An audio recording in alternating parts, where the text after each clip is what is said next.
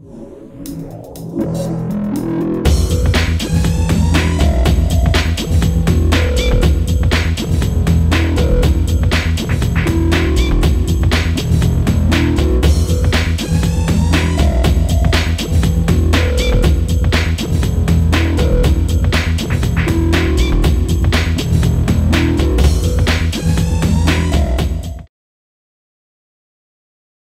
un tema interesante, ya que nuestra cultura es muy rica en este país.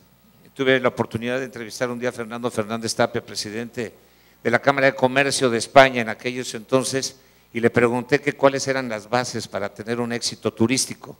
Y España le apostó a la gastronomía, a la cultura y al deporte. En cuestión gastronómica nosotros tenemos una gran variedad. Cultural no se diga, nuestra historia, nuestras raíces. Y en deporte, pues no podemos compararnos con lo que tiene España, por ejemplo, o Italia. Así es que aquí entre amigos vamos a platicar de algo que nos interesa muchísimo y pues estar con Jaime, con la señora Nieves, gracias, con María Elena, encantado, y Benito, Miguel, gracias por estar acá. Y yo sí quisiera preguntar, nuestras zonas arqueológicas son muy importantes, tenemos una riqueza, déjenme decirles que nada más en Quintana Roo, ustedes que son de Lina, creo que hay como 2.500, 2.800 zonas arqueológicas y abiertas tenemos 14 aproximadamente, más o menos. En Yucatán hay como 3.000 y están abiertas otras 12 o 14. O sea, tenemos una riqueza inigualable que visitada por turistas extranjeros y nacionales. Ahora yo me pregunto, ¿cuál es la razón por qué el turista extranjero llega con un libro, con una brújula, checando los grados en lo que leyó y estudió y se preparó? ¿Por qué el mexicano llega y se pone a jugar fútbol y dicen, ya me cansé a la media hora de ver tantas piedras amontonadas, vámonos, y no aprecia nuestro mundo cultural? ¿Quién quiere empezar? Los de Lina. Hola. Hola, muy buenos días a todos. La pregunta de Óscar es importante, todos nos la hemos hecho alguna vez, pero esto sucede en cualquier otra parte del mundo. Cuando estás en un lugar que tiene enorme riqueza cultural, arqueológica, museística, etcétera, etcétera, lo que estás es viviendo junto a ella, dentro de ella. Los franceses difícilmente, un parisino difícilmente se detendrá todos los días frente a Notre Dame a decir qué maravilla ese capitel o qué joya está. Lo que necesitamos son procesos de apropiación del patrimonio, de entender que es nuestro legado cultural, que es parte importantísima de nuestra identidad, creación de nuestra cultura y sin duda un legado para futuras generaciones. Por lo tanto, su conservación es muy importante. Habíamos, perdón Óscar, un poco hablado anoche acerca de cómo podíamos llevar la mesa y le íbamos a pedir a Jaime que comenzara con un pequeño texto. Estamos esencialmente, no es una mesa muy de discusión porque estamos casi de acuerdo en todo lo que vamos a decir, o sea que a menos de que Miguel quiera echar bronca, entonces que eso lo haremos al final. Lo dejamos hasta el final. Bueno, no sé, yo tuve ayer la necesidad de insistir en leer este texto, pero pido una disculpa de antemano para facilitar el trabajo. Digo así: imposible se antoja abordar este tema si no acudimos a una breve introducción en la que reflexionemos acerca de la esencia del fenómeno turismo como concepto acuñado en el siglo XX y que hoy forma parte indivisible de un universo cultural del que amplios sectores de la sociedad se han apropiado y han introducido en su discurso cotidiano. La esencia del fenómeno al que nos referimos estuvo desde el principio en los pies ligeros de los seres humanos que tenían frente a sí la inmensidad de la tierra, de la que solo conocían como límites los accidentes geográficos y la línea imaginaria del horizonte. Primero fueron las marcas a lo largo del camino, las señales de la presencia humana, y en ello hubo esfuerzo, meta y logros, sobre terreno llano o escabroso, por la boca de los ríos o la salida al mar, y desde luego el disfrute del paisaje. Era el principio de eso que miles de años después será un anuncio lumínico que atrae con su sola mención la aspiración, el deseo de saborearlo, aunque sea una vez en la vida. Estamos hablando del viaje, de esa epopeya que tendría con el paso del tiempo ediciones memorables calificadas como los viajes que cambiaron al mundo. Algunos expertos piensan en Heródoto, Marco Polo, Colón. Pero bueno, la lista es inmensa, sobre todo si se agregan los nombres de los que hicieron posible la navegación exitosa en el siglo XV. ¿Y por qué no, escapando a la visión eurocentrista, pensar en los que sin nombre conocido entraron desde Bering y se esparcieron por las tierras del continente en la hazaña de los vikingos, en Quetzalcóatl y su viaje a los señoríos mayas, en los poztecas que llegaron con sus caravanas hasta lo que es hoy El Salvador, en los arquitectos del altiplano que visitaron y rediseñaron Tikal, en los comerciantes de la obsidiana y del jade, en los que hicieron posible la ruta de la turquesa, pensar en los viajeros que desató la Ilustración y el siglo de las luces, en toda esa imaginería que nos hizo distintos con la aparición de lo real maravilloso, que sigue siendo hasta nuestros días un imán para millones de interesados en asomarse al mundo que transformó con el paso de los años la concepción de él y sus fronteras. Estaba ahí el germen del turismo, en los pies de los viajeros indómitos que vinieron a redescubrir lo que 300 años de colonia habían sepultado, los Stephens y los Catherwood, sorprendiendo con sus textos e imágenes al mundo ante la mirada atónita de los hacendados que no entendían el significado de esos tesoros. Pero la verdadera paradoja es lo que vendría después, lo que se conoce como turismo de masas.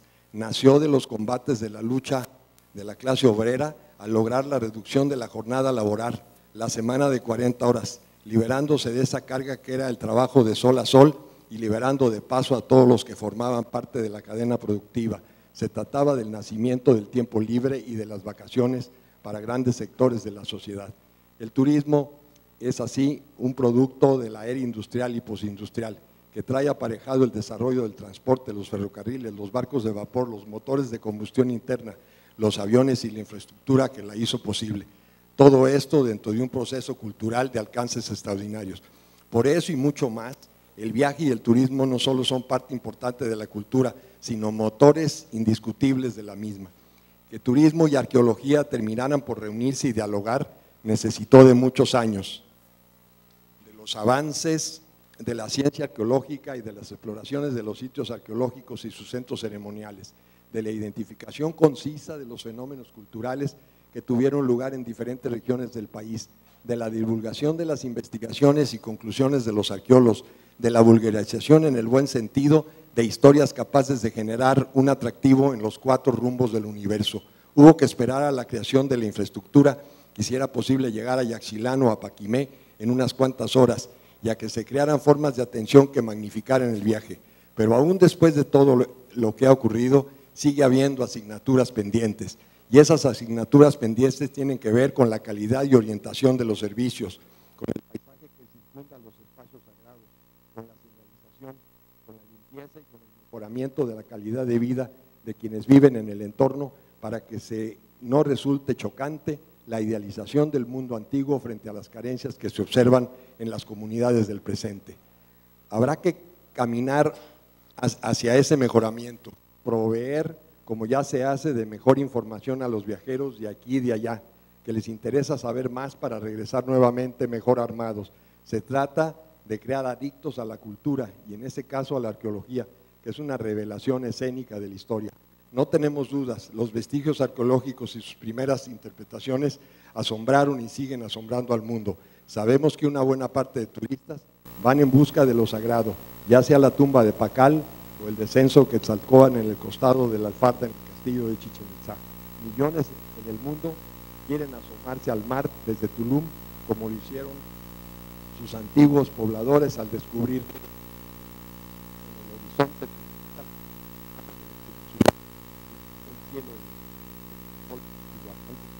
sus antiguos sacerdotes. No nos confundamos, el turismo como fenómeno cultural es una cosa y los servicios turísticos otra. Tendrán que afinarse las contradicciones. La fórmula podría ser mejorar todo el entorno y conservar el espacio de lo sagrado. Habrá que hacer compatibles, respetando sus fronteras, el enigma, los interrogantes de incontenibles de la modernidad. En este tenor habría que decir que arqueología y turismo no son antagónicos, son hermanos. De algo sí estamos seguros. Son muchísimos más los que quieren hacer la experiencia que los que pueden hacerla. En esta premisa está la apuesta del futuro. Un futuro, eso sí, que garantice la conservación del patrimonio cultural de nuestro país. Muchas gracias. Bien. Gracias, Jaime. Gracias. Doctora Nieves, el aspecto para platicar con el…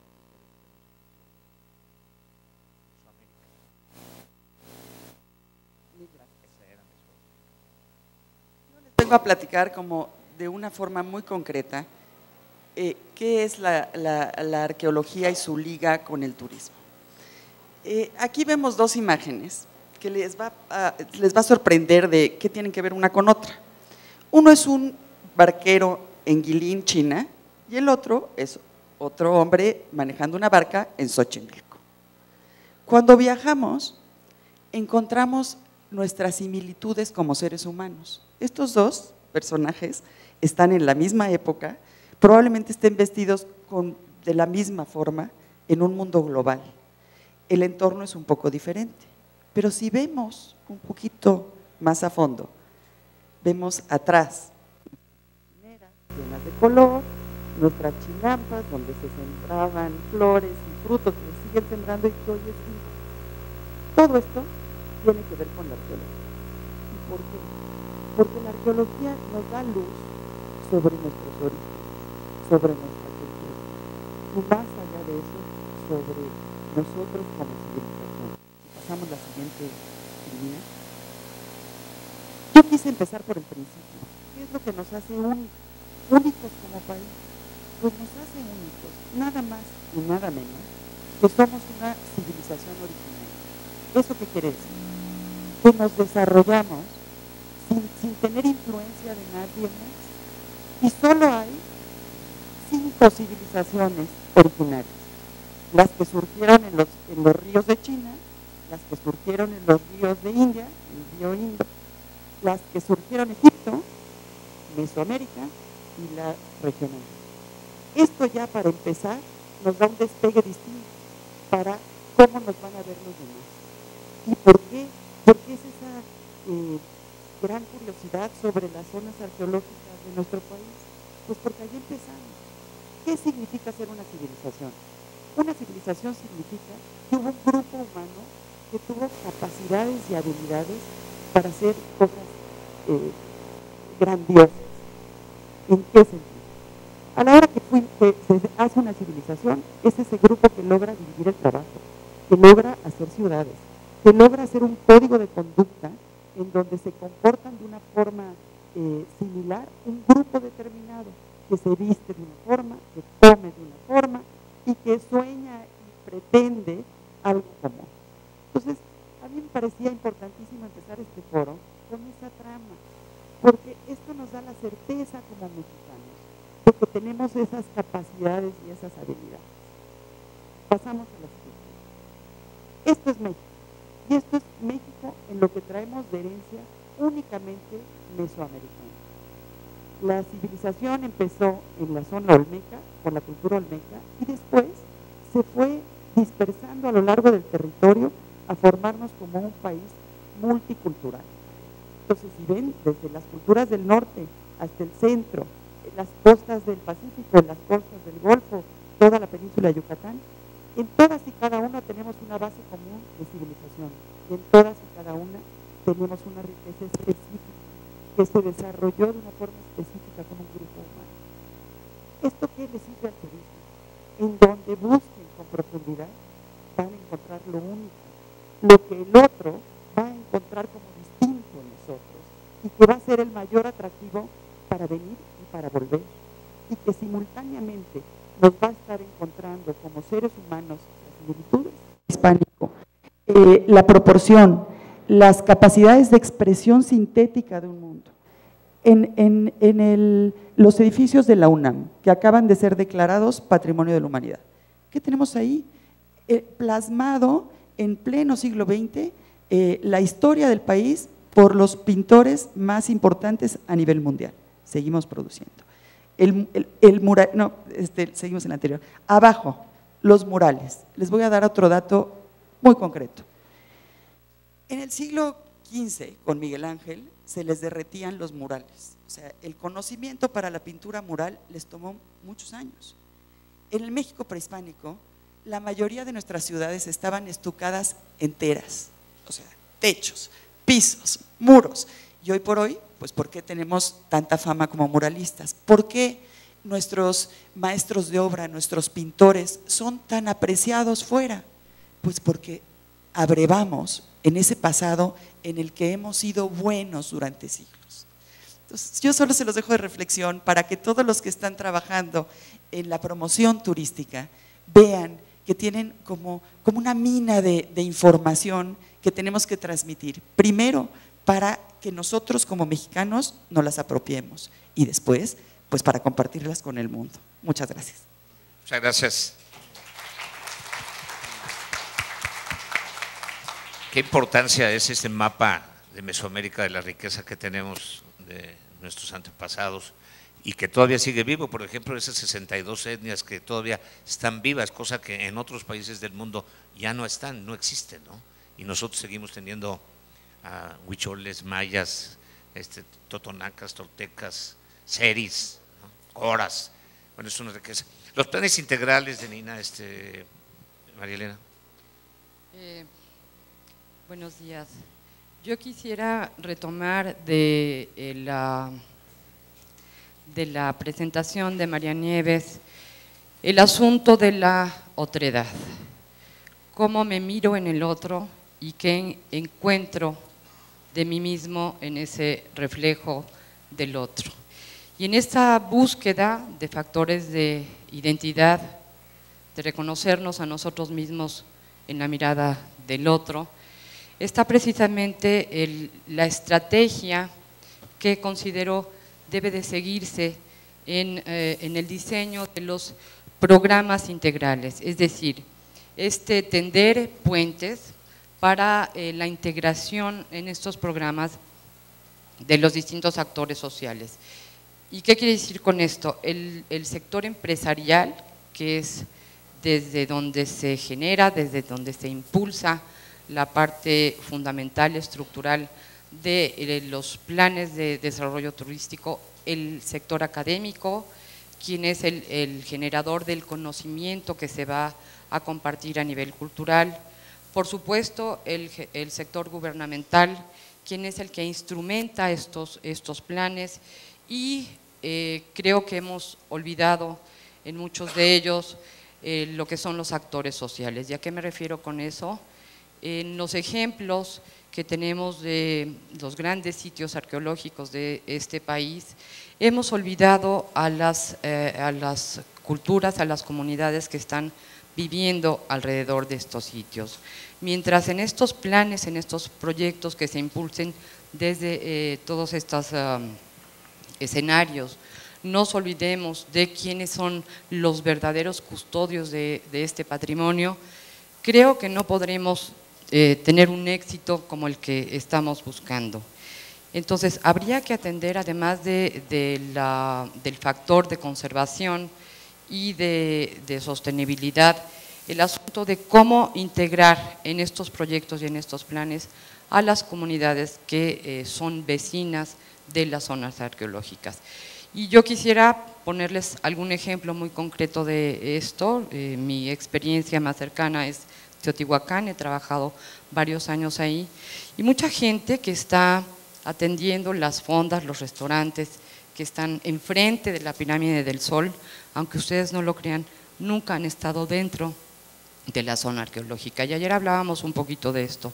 No es culpa de don Mario, es un poco responsabilidad de nosotros, que somos los que estamos en los afanes de permanencia de estas culturas que en gran parte, como lo decía María Nieves, son vivas. Y en estos proyectos integrales, como el que acabamos de escuchar, Tierra Adentro, sí quisiera señalar que hay otros proyectos a nivel internacional en donde ha sido posible sentar a la mesa de discusión no solamente los distintos actores, es decir, no solamente al sector gubernamental, al académico y al social. Hay un proyecto, y creo que a veces deberíamos un poquito de revisar qué otros proyectos han tenido éxito, cómo se están desarrollando en otros sitios, que se llama Capañán. El Capañán ha puesto en la mesa de discusión, y por 5 años para llegar a acuerdos, a 6 países. Y entre esos 6 países han diseñado toda una serie de estrategias en donde estos actores están caminando juntos en la recuperación del camino del Inca. Nuestro proyecto Tierra Adentro va un poquito, yo creo, en ese sentido. Pero este ejemplo es solamente para atender el aspecto de cómo a través de estos proyectos integrales podemos sentar a la mesa de discusión, a la mesa de los acuerdos, a los distintos actores sociales, un poco para asegurar el éxito de estos programas. Y yo quiero hacer un paréntesis con la maestra Ruiz. Ella ha sido asesora de uno de los grandes parques ecoturísticos que tenemos nosotros, que es Xcaret, para seguir las tradiciones como la travesía maya y una serie de cosas que usted ha beneficiado a muchos empresarios que se han acercado a los expertos y a los científicos como usted. Y la verdad tenemos muy grato el trabajo que están realizando juntos. Bueno, hay una confusión porque a lo mejor es otra María Elena Ruiz, estaba más cerca de Teotihuacán, pero sin embargo creo que la participación, ¿La aceptan? Sí. Claro que lo aceptamos, la participación del sector empresarial es fundamental, o sea, no hay este impulso del desarrollo Tomarlos turístico. en cuenta, ¿no, doctora? Claro, si no hay esta participación de las grandes empresas, que finalmente muchas de las ocasiones son las que aportan los recursos. Pero la propuesta va en que ellos solos no pueden avanzar, que tiene que haber una serie de consensos, de acuerdos sobre la mesa, en que se vislumbre y no se dejen de lado el resto de los actores sociales en este gran escenario que es turismo y cultura. Debe haber una comunión. Y de esa comunión a veces nos da miedo, Benito, que cuando nombran una zona arqueológica, por ejemplo, cuando nombran una reserva protegida, ya los ciudadanos estamos escamados porque sabemos que esa reserva protegida que acaba de nombrar el gobierno va a ser una reserva abandonada, no trabajada. Mucho se ha dicho que en el caso de hablar de conservación patrimonial y sustentabilidad para tu propuesta, pensamos que a veces el INE se siente dueña de las zonas arqueológicas, las cuida tanto, son muy recelosos con ellos. Por eso, hablando de sustentabilidad, ¿qué es lo que tú recomiendas? ¿Somos los malos de la película? Yo no estoy convencido de ello. Somos los que estamos conservando el patrimonio cultural de la nación como un legado de futuras generaciones. Creo que, perdón, antes que otra cosa me encantaría decir que esta mesa redonda es la segunda vez que se realiza, la realizamos por primera vez anoche, y llegamos a conclusiones, por eso estamos todos tan sonrientes, sabemos que no es una mesa de discusión en el fondo, porque estamos de acuerdo en una serie de conceptos que son francamente importantes. Partiendo de la base de la lógica de este primer encuentro acerca de turismo cultural, pensamos que turismo cultural es una palabra doble redundante. Todo turismo es cultural. Y creo que es importante arrancar de esta base. A partir del momento en que el viajero se enfrenta a un nuevo olor, un nuevo sabor, una nueva música, un nuevo lenguaje, a lo que se está enfrentando es a la cultura. Eso es cultura, sabores, olores, lenguajes, colores, etcétera, etcétera. Por lo tanto, todo turismo es cultural. Y partiendo de esa base, tenemos que pensar en que este turismo nuevo que se acerca a museos, zonas arqueológicas, sitios patrimoniales, lugares de reflexión de diversos tipos, tiene que hacerse de una manera ordenada e inteligente. Y esto es muy importante y necesitamos el auxilio de todos los empresarios turísticos para lograrlo. Voy a poner un ejemplo que anoche lo discutíamos que creo que es muy importante. Cuando los españoles, después de muchos años de ser uno de los destinos privilegiados de sol y playa en el mundo, donde sus playas Marbella, Ibiza, etcétera, etcétera, se llenaban de suecos, alemanes, europeos del este, etcétera, etcétera, descubrieron que tenían además, y lo decían hace un rato, algunas otras cosas: gastronomía, cultura, monasterios, iglesias, catedrales, cuevas pintadas desde el Paleolítico. Y dijeron, vamos a abrir este nuevo segmento para capturar más afluencia turística. Y, por ejemplo, se abrieron al público las cuevas de Altamira. Y las cuevas de Altamira fueron visitadas entre los años 80 y principios de los 90 por más de 10 o 15 millones de personas. Quiero decirles que hoy las cuevas de Altamira están cerradas a la visita pública, porque los conservadores y los restauradores descubrieron que la cantidad de monóxido de carbono que esta visita masiva desarrollaba estaba haciendo que los pigmentos naturales con los que habían sido pintadas las cuevas se estuviera desprendiendo. Por lo tanto, hubo que cerrarlas y se abrió, y esto es increíble, una visita virtual junto a las cuevas de Altamira. Entras a las cuevas de Altamira sin entrar a ellas. No queremos llegar a estos excesos. Lo que estoy intentando decir es que necesitamos sostenibilidad y sustentabilidad en la visita a nuestras, aunque no lo puedan ustedes creer, a nuestras frágiles zonas arqueológicas. Lo que estamos viendo ahí generalmente son grandes basamentos monumentales, enormes, de piedra, que parece que van a durar para siempre, pero no van a durar para siempre si no los cuidamos y los conservamos. Cada 21 de marzo en Teotihuacán recibimos la afluencia de más de 100 o 200,000 personas que llegan con esta lógica que y perdón por utilizar el anglicismo New Age, para intentar tomar los rayos del equinoccio de primavera. Hasta ahora nunca lo han logrado, porque el equinoccio de primavera nunca sucede a las 12 del día, siempre sucede el día anterior, por la tarde, en la noche, etcétera, etcétera. Pero además, perdón, no hay ninguna evidencia científica que sustente que se puede tomar energía por medio de los rayos del sol. Lo único que da energía es el azúcar dentro del cuerpo, las calorías.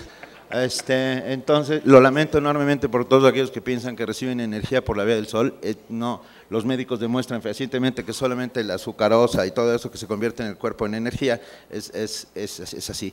A lo que voy es, esta zona aparentemente inmensa es solamente un 5% de la verdadera zona arqueológica de Teotihuacán.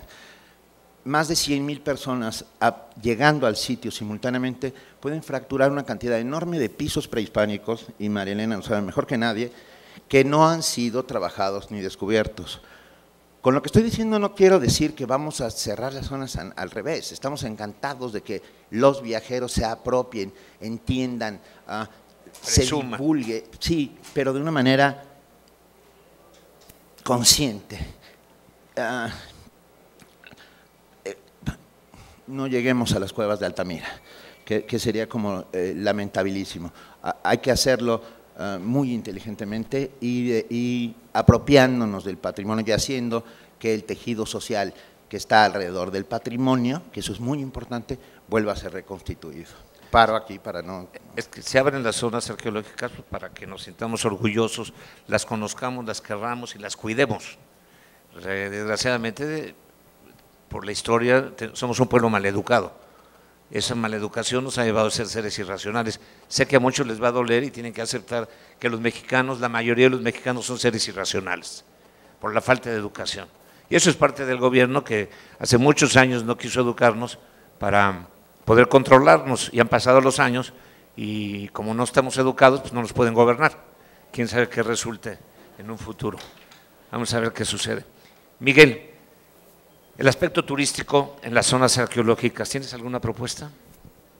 Bueno, me da mucho gusto estar con ustedes, compartir esta mesa, sobre todo porque la cultura es fundamental y es el imán que capta las corrientes turísticas. Actualmente ya estamos hablando de 900 millones de seres que anualmente traspasan sus propias fronteras para ir a otros países y conocer culturas, tradiciones, idiosincrasias, lenguas, gastronomía. En México el turismo se ha convertido ya en una auténtica palanca de desarrollo es ya la tercer fuente generadora de divisas.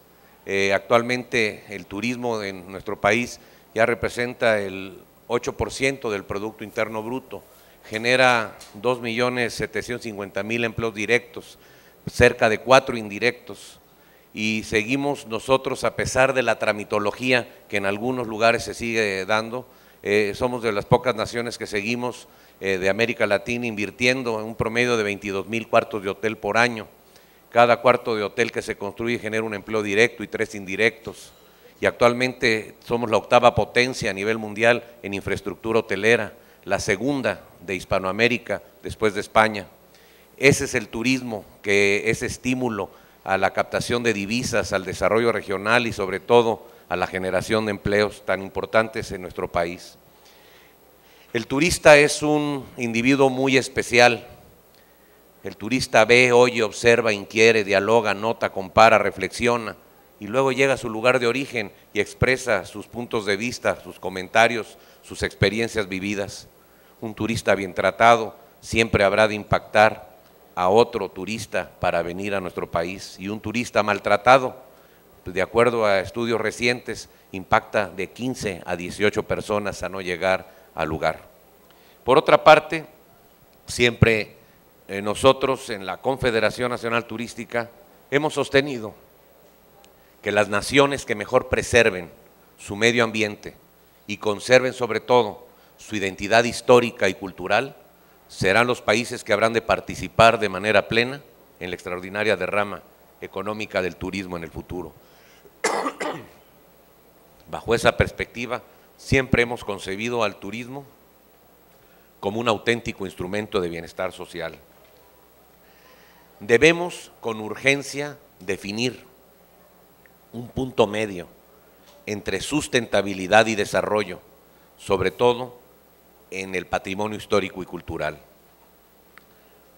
Para que un desarrollo sea sustentable, aquí que hay algunos alumnos de escuelas, se tiene que cumplir con 3 premisas: proyectos autofinanciables, beneficio a la población local y sobre todo preservación del medio ambiente. De esa forma urge una iniciativa que de ley que pueda fomentar la inversión a todo aquel que preserve la identidad histórica y cultural en forma sustentable y que sea deducible de impuestos. De esa forma podríamos seguir creciendo y seguir ofreciendo a quien nos visita mayores beneficios de la cultura y la tradición de nuestro gran pueblo mexicano. Pero también hay que estar alertas de que la potencialidad turística de una nación no se mide por el número de turistas, porque tienen razón, el turismo de masas, si no se llevan a cabo los estudios de capacidad de carga, depredan el ecosistema y sobre todo transculturizan a la población.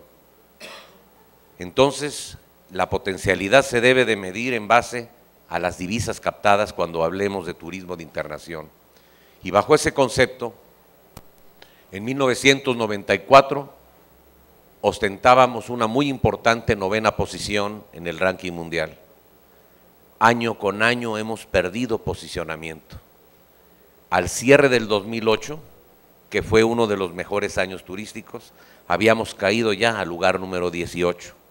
Posteriormente viene el 2009, un año atípico por el problema económico surgido en Estados Unidos que impactó a nuestros principales segmentos de internación, que en un 75% provienen del país vecino del norte, pero también al europeo, el problema también interno económico, que no hemos crecido arriba del 4% del PIB, la influenza y también los aspectos que no podemos soslayar de la inseguridad, sobre todo en el punto de la frontera norte, en el que pues afortunadamente no ha impactado a otras 130 plazas de vocación turística, motivo por el cual seguimos sosteniendo esos 12 millones de turismo de internación. Entonces, de esa forma, si analizamos las últimas cifras que todavía no se dan a conocer oficialmente, habremos caído al lugar 22. 22, pero que nos vamos a reposicionar porque para el cierre del 2011 sale del mercado, por los motivos que todos ustedes saben, Japón por ese tsunami y también Egipto por lo que significó la caída de Hosni Mubarak. Entonces seguiremos por un lugar 20. Quiere decir que hay 19 países arriba de nosotros que gobernantes, gobernados, técnicos, ideólogos y arqueólogos han hecho que en conjunto se mejore más el producto, se integre y se promueva más. Todavía antes de caer la Unión Soviética, ya en la República de Uzbekistán, en Samarcanda, llevaban a cabo el espléndido espectáculo de luz y sonido para demostrar la gran obra del observatorio del científico Uruzbek. Entonces, nosotros aquí en México vemos que por un lado se permite luz y sonido en San Juan, en Chichén, en Uxmal o en Tajín, pero por el otro lado lo prohibimos en otros lugares. Queremos los empresarios leyes claras, justas, transparentes, entendibles y aplicables, parejas. Lo peor que pueda pasar es hacer un estudio parejo muy interesante en donde no se pueda depredar, pero también se pueda demostrar ese tipo de espectáculos como en las pirámides de Gizeh, donde en la mañana se va y se platica y se ve todo ese gran legado histórico y en la noche retornan al magnífico espectáculo de luz y sonido, a donde es escenificado en la parte frente de la Esfinge y dan otra hora para seguir consumiendo. Las reglas del juego en nuestro país es empleo. Hay 2,5 millones de gentes que no tienen empleo. Se cerró la válvula de escape de 450,000 mexicanos que anualmente iban en busca del sueño americano, más el 1,5 millones de estudiantes que anualmente egresan de las aulas, que hay que generar el empleo suficiente y para ello se requiere un crecimiento económico superior al 7% y no del 4% en forma estancada desde el 2000, significa el enorme reto para darle a la población. Los invito a hacer un plan para hacer sustentable la explotación de la cultura a través del turismo, porque el turismo es la solución económica de nuestra gran nación. Muy bien, Miguel, aprovechando, se encuentra aquí Salomón Basbás. Salomón es el creador de las fiestas del Tajín, que son maravillosas, ojalá tengan oportunidad, sé que ya se ha convertido en toda una tradición. Y también la luz y sonido se ha podido hacer en el Tajín con mucho cuidado junto con los arqueólogos. Se han trabajado ingenieros y arqueólogos juntos y se ha logrado. Yo quisiera un poquito referirme a esta última parte de Miguel y precisamente a eso es a lo que yo me refería con proyectos integrales. Cuando nosotros planteamos un proyecto de la envergadura, de la magnitud de realizar un luz y sonido en una zona arqueológica, debemos de ser sumamente cuidadosos. Aquí los tiempos no nos pueden alcanzar. Lo que está en riesgo, si no hilamos fino en este diseño, en esta estructura de proyectos, es el patrimonio. Lo que perdemos, lo perdemos para siempre, no hay vuelta atrás. Entonces, este ser cuidadosos, poner a hablar sin que los tiempos nos ganen para lograr el mejor proyecto en el sentido de la puesta en escena de luz y sonido. Yo conozco Chichén, el luz y sonido, pero conozco también un proyecto de luz y sonido que se está llevando a cabo en la zona arqueológica de Xochicalco, que fue un proyecto cuidado, que es un proyecto muy digno de luz y sonido, que bueno, creo que puede ser inicio de estas manifestaciones y de estos programas. No sé si quieren. Sí, Benito, nos piden que en 2 o 3 minutos empecemos la sesión de preguntas y respuestas y tenemos 15 minutos para ello. Adelante, Benito. Antes de tener ningún luz y sonido, lo primero que tenemos que hacer es conocer nuestras zonas arqueológicas, apropiarnos de ellas. También tengo datos que me gustan.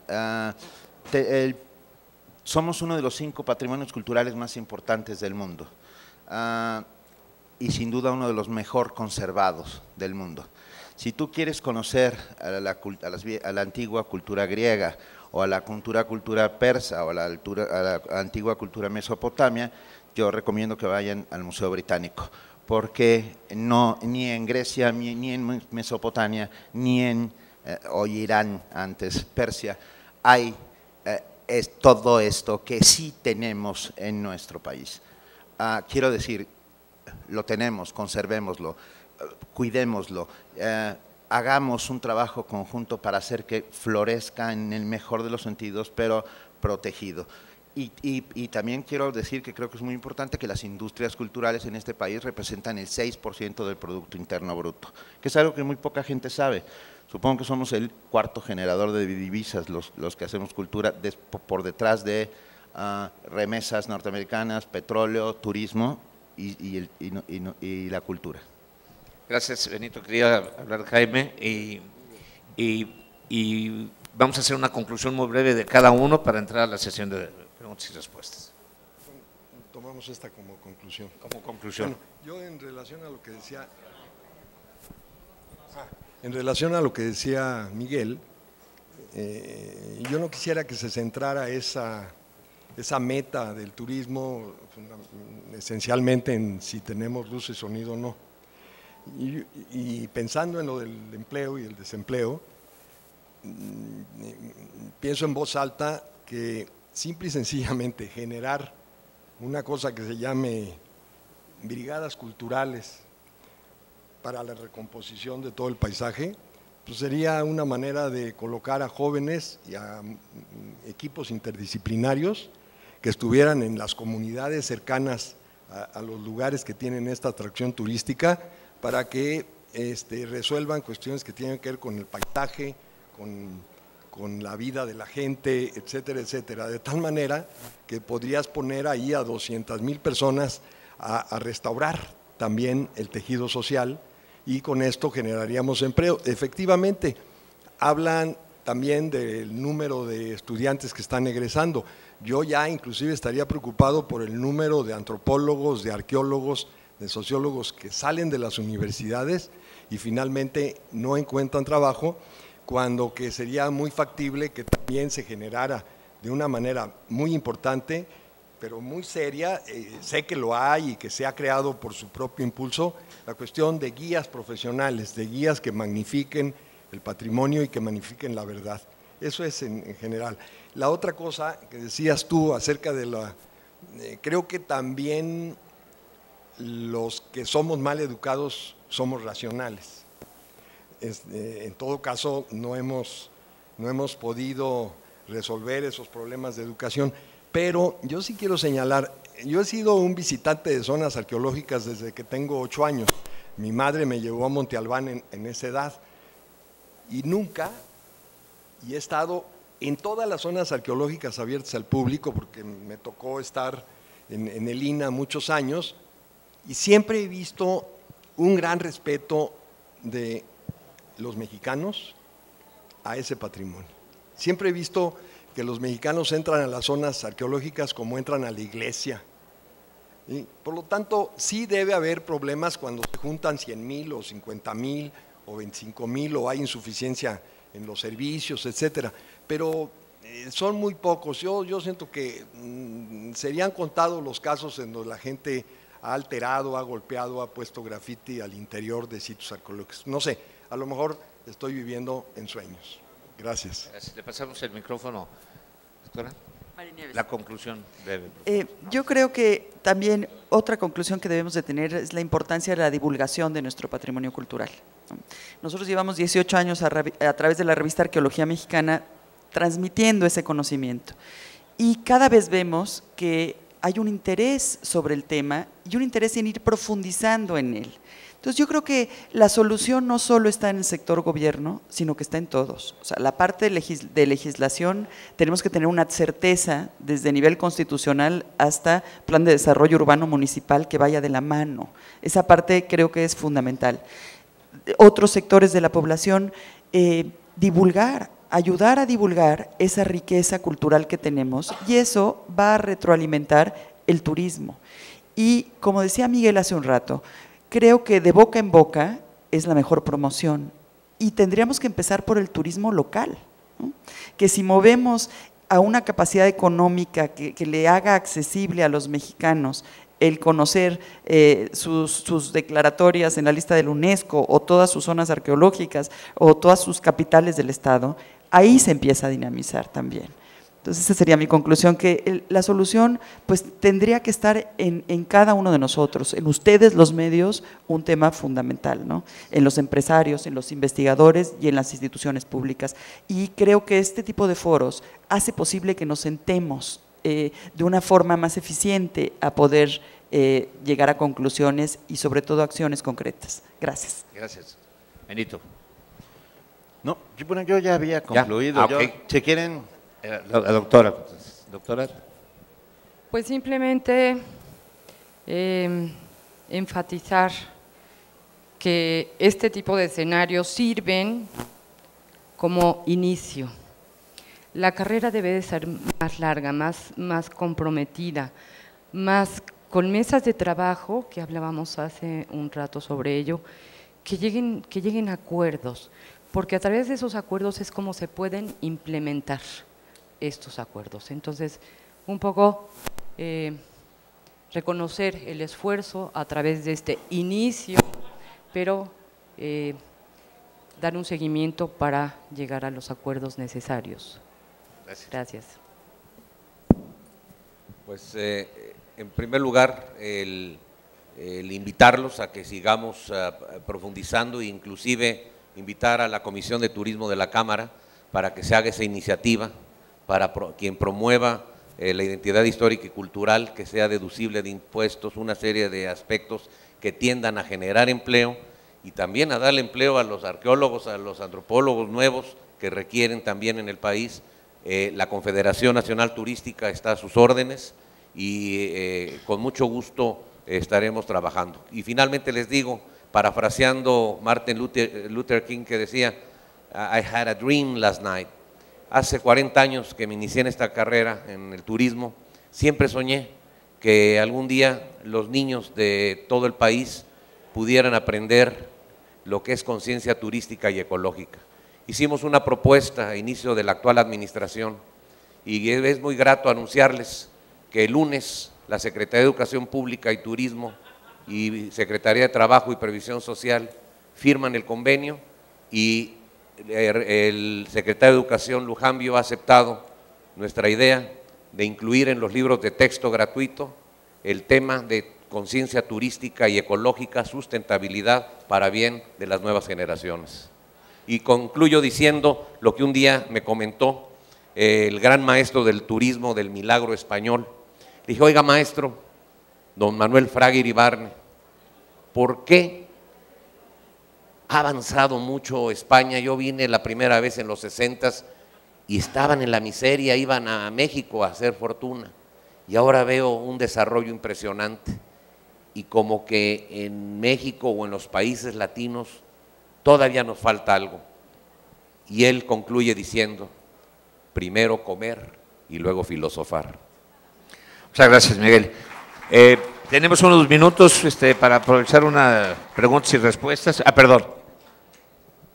Simplemente es ayer hablábamos también en esta primera mesa redonda, una frase que Jaime Valli acuñó y lanzó por algún tiempo, que creo que resume muy bien esta primera mesa de discusión, que es conocer para conservar.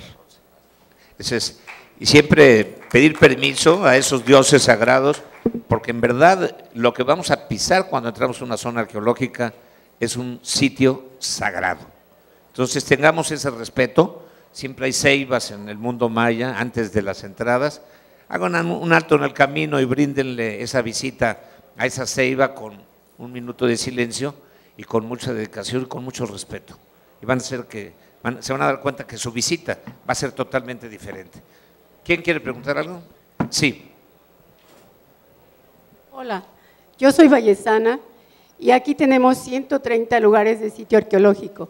les pido de favor que nos ayuden a hacer una declaratoria como sitio arqueológico Valle de Bravo para que tengamos turismo diariamente y no de fin de semana.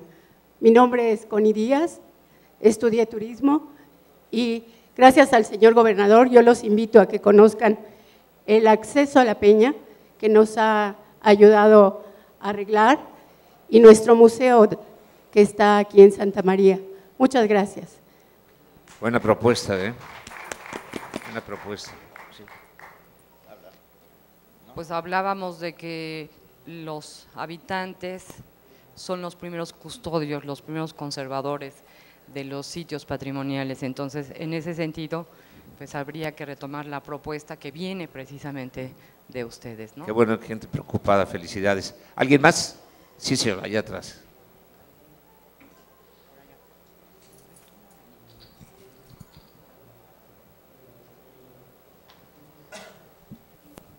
Gracias. Nada más una pequeña reflexión de lo que está pasando ahora con los huicholes y la extracción de minerales, que todos nos estamos cruzando de brazos. ¿No se oye? Sí. Una pequeña reflexión del tema de los huicholes, de cómo están extrayendo los minerales, el impacto cultural que tiene eso y el silencio de las autoridades.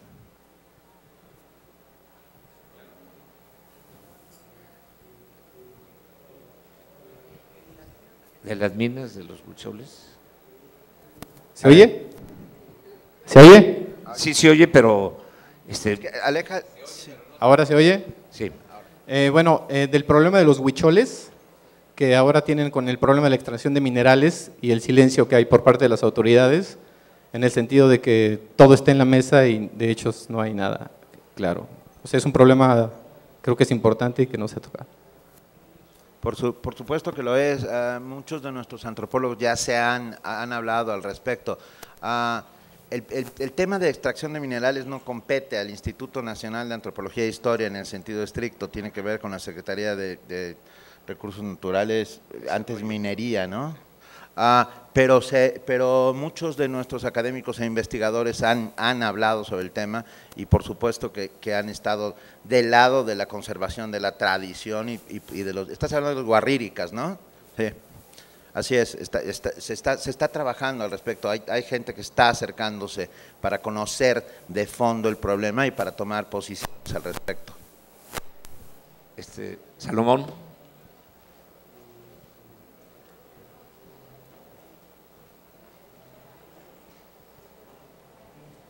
Bueno, muchas gracias por la referencia y después de la experiencia que hemos tenido en Tajín, creo que la discusión va mucho más allá de si se debe o no se debe de hacer en luces y sonidos en las zonas arqueológicas, sino cómo se debe de hacer. Y finalmente lo que importa es poner en valor el patrimonio y si se afecta el patrimonio, se afecta todo el proyecto.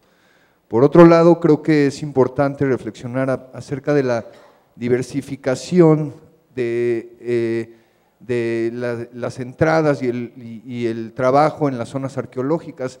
Es increíble que las zonas arqueológicas de nuestro país abran de 8 a 5 de la tarde, cuando hay otras experiencias extraordinarias como en Camboya, en Angkor Wat, que abren el amanecer, abren el atardecer, abren algunas veces en las noches. No significa, la tecnología solo es una herramienta para poner en valor el lugar, pero el lugar tiene su propio valor y tiene muchísimas opciones para que la gente y el turista lo pueda disfrutar. Si ustedes van a unas pirámides, a Angkor Wat o a otro lugar, pues donde más gente tienen es el atardecer y al amanecer, y aquí es algo verdaderamente imposible, y eso no significa, y eso serviría también para que estas 100,000 personas o 200,000 pues puedan entrar durante todo el día y no solo estén en una hora y en un momento y en un lugar. Creo que es importante la reflexión de cómo diversificar y cómo se hacen los luces y sonidos, en vez de estar discutiendo si sí o si no, pues también hacer estudios de decibeles, hacer estudios de luces, hacer estudios para que haya un verdadero reglamento de lo que se puede y no se puede hacer, como está sucediendo en todas partes, porque en esta legislación estamos como 30 o 40 años atrás. Muchas gracias. Salomón. A mí me tocó ahorita que estabas comentando, pero fui privilegiado porque me permitieron amanecer en la pirámide de Tikal y ver la bruma donde salían los castillos en el amanecer y después la selva verde tipo Esmeralda. La verdad es uno de los momentos que más recuerdo en mi vida y soy un privilegiado por vivir eso, porque no tiene la gente la oportunidad de amanecer ni de anochecer en la zona arqueológica. Pues yo quiero agradecerles, doctora Benito, maestra Ruiz, Javier, Jaime y Miguel Torruco, y la oportunidad que nos dieron de charlar y de aprender un poco más y de ver la situación y de la comunión que deben de tener las autoridades, los empresarios, los científicos, hablando de arqueólogos y antropólogos, todos, porque tenemos que seguir adelante. Tenemos una riqueza y esa riqueza es México. Muchos dicen hablemos bien de México y vamos a conocerla mejor, vamos a quererla y la verdad tenemos un tesoro en este país. Muchas gracias, señores. Bienvenidos.